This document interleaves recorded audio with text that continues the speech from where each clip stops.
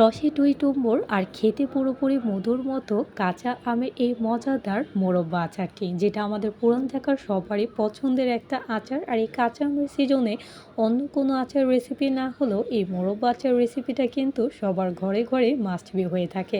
তাই আজকে আমার বন্ধুদের সাথে এই মোরব্বা আচার রেসিপিটি শেয়ার করতে চলে আসলাম আমার আজকের ভিডিওর মাধ্যমে। আশা করি আমার বন্ধুদের কাছে এই মোরব্বা আচার রেসিপিটি এতটা ভালো লাগবে যে আমার বন্ধুরাও তৈরি না করে পারবে না। তাই এখানে কাঁচা আম নিয়ে নিয়েছি মোরব্বা আচার তৈরি করার জন্য। আর আমগুলো একদমই দেখতে পুরো পাকা আমের মতো। আর আমগুলো এখন খোসা ছাড়িয়ে পানি দিয়ে ভালো করে ধুয়ে কয়েক ঘন্টার মতো ভিজিয়ে রেখে দিয়েছি, যাতে আমের যে টক ভাবটা থাকে সেটা যাতে পুরোপুরি চলে যায়। আর আমগুলো এরকম মাঝ বরাবর দুই ভাগ করে নিয়েছি মোরব্বা আচার তৈরি করার জন্য। আর এখন প্রতিটা আমের পিসগুলো এইরকম করে কাঁটা চামিচ দিয়ে কেচে নিচ্ছি।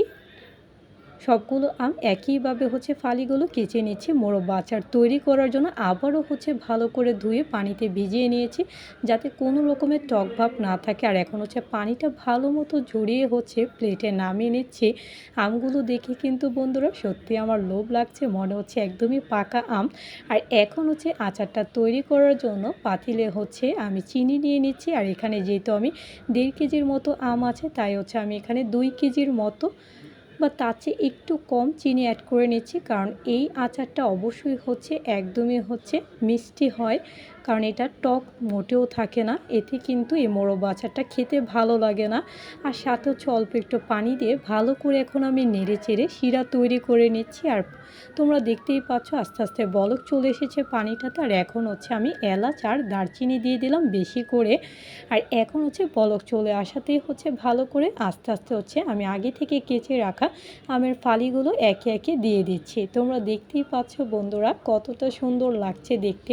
এটা খেতেও এতটা সুস্বাদু লাগে, তোমরা বাসায় তৈরি না করলে এই মোরব্বা আচার টেস্ট মোটেও বুঝতে পারবে না বন্ধুরা, যে এতটা টেস্টি হয় এই আচারটি খেতে। আর এখন শিরায় ভালো করে আমের ফালিগুলো ডুবিয়ে নিলাম। আর তোমরা দেখতেই পাচ্ছ আস্তে আস্তে বলক আসতে শুরু করে দিয়েছে। আর এখন সামান্য একটু লবণ দিয়ে দিলাম, এতে মিষ্টির পরিমাণটা ঠিকঠাক ব্যালেন্স হবে আর খেতে কিন্তু দারুণ লাগবে। আর তোমরা দেখতেই পাচ্ছ আস্তে আস্তে কিন্তু বলকটা আসতে শুরু করে দিয়েছে।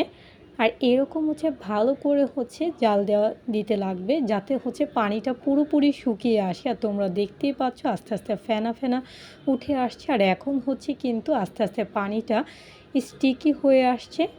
আর পুরোপুরি একদম স্টিকি হয়ে আসতে কিন্তু তারপর নামিয়ে নিতে হবে। আর বারবার অনবরত নাড়াচাড়া করা যাবে না, এতে কিন্তু আমের ফালিগুলো ভেঙে যাবে।